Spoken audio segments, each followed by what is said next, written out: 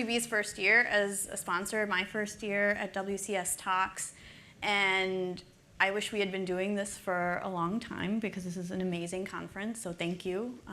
Thanks to everybody who's here and to the organizers. And one of the ways this even came about personally was just, me and a colleague who's right there, Sheetal Kapani from SVB, we've just kind of been working on this year, let's just ask for things and see what happens. And like, I don't know, I hate to generalize, but I think women don't do that as often as we should. And men kind of go like the other way, and they just like take things sometimes. It's like, so it's like somewhere in the middle. But anyway, so that's kind of how it happened. We were like, hey, let's just ask and see if we can sponsor. And like within 30 seconds, our management was like, yeah, that's a great idea. So that's kind of how it happened. But anyway, I'm here to talk about the money, because I work at a bank, right? So SVB's role in the ecosystem, we have been around for 30 years, and what we do is we bank the tech ecosystem, so that includes companies and their investors. So we bank half of all venture-backed companies in the US, and we've got presence in tech centers internationally as well, in London and China, Israel. And so kind of in kind of banking the ecosystem, we've developed expertise in kind of just various verticals, of which energy and resource innovation is one.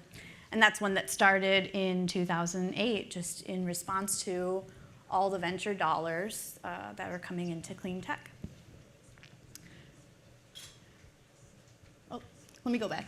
So this is going to be interesting because I had a slide here that showed the funding, kind of a graph of the funding environment over the last 7 years. So I'm going to have to just like visually explain it to you because it's not showing up on this slide for some reason. But 2011 was kind of the peak time in VC funding. Now, between 2010 and 2016, $55 billion went into early stage companies from VCs and corporates. So it's a lot of money. And I think a lot of times people don't realize that there's a lot of VC money that goes into clean tech, which is great. 2011 happened to be the peak year of it. It's also coincidentally when I joined SVB. And it's just a coincidence because I moved to California after grad school. Like Lisa said, my most previous job before that was financing private equity buyouts, and I didn't grow up wanting to be I didn't know what that was, and I certainly didn't think that that's what I was going to be doing. So I was like, I kind of want to use my finance degree and background to do something else. And things I cared about as a kid were, recycling and sustainability and things like that. So I was looking for a way to kind of bridge my background and my passion. And so that's how I came to SVB. And it was a really interesting time to join the company and join the industry because even though it was a peak time for funding, it was also a time when VCs were starting to realize that, hey, a lot of these companies that we're investing in, maybe it's not a really great fit for VC money. I mean, the development cycles are long. Core technology development is really hard to do, and so a lot of their companies were losing money and they were folding. And so, for those of you who've been around in the industry for a while, we kind of went through this with a lot of our clients, like Sole Focus or Tesla competitor Fisker, right? Just companies like that just were kind of folding left and right. So it was an interesting time, definitely in the industry, but it was also a time too where there's a lot of positive things going on. It was kind of the proliferation of rooftop solar at that time. So you had companies like Sunrun and Solar City, and those were clients too. And so we were able to help those companies in a way. And again, you kind of have to visualize this, but kind of after the 2011 peak, and then kind of over the next few years, even though funding declined, it did stay pretty steady at a lower rate. But a couple things that happened that were good was, one, there were more investors coming into the space, be it corporates or other VC investors who weren't necessarily looking at companies under a clean tech lens, but there's a lot of different technologies that were coming together and bridging the gap. but you can't ignore the fact that a lot of money went in and there weren't a lot of returns for a lot of these investors, to the point where just last year, MIT did a study and studied this and said, we think that the VC model is broken and the wrong one for this sector. It's hard to argue with that when you see kind of there haven't been a lot of IPOs, a lot of M&A, at least historically in the space. And so, we're kind of wondering, I wonder if that's right.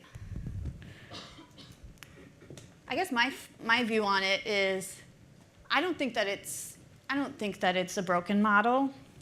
I think it's hard to apply it it's hard to apply the traditional VC model to clean tech, because yes, the cycles are long and they don't necessarily jive well with finite, 10-year or 5-year investment horizons that VCs have. But a lot of things are changing in the sector, and so that's a couple of things I want to talk about. So one of the phenomenons we said was, hey, there was a lot of basic innovation going on in a lot of different areas, like LED and robotics and all those things. Those are coming together in really new and interesting ways. So one example is indoor vertical farming.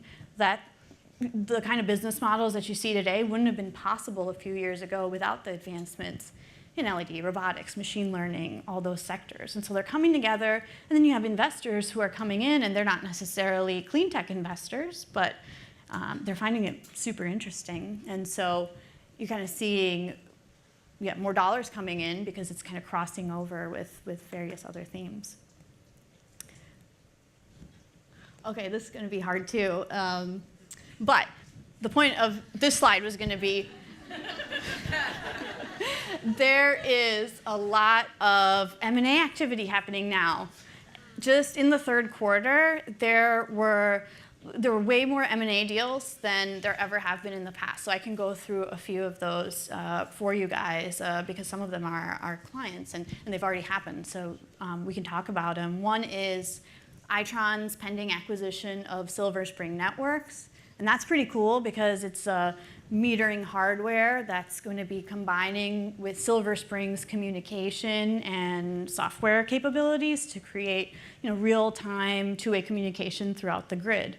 And so we just heard from O-Power and others about all the different things that can kind of enable. So that was an $800 million plus acquisition, so pretty big deal for the space.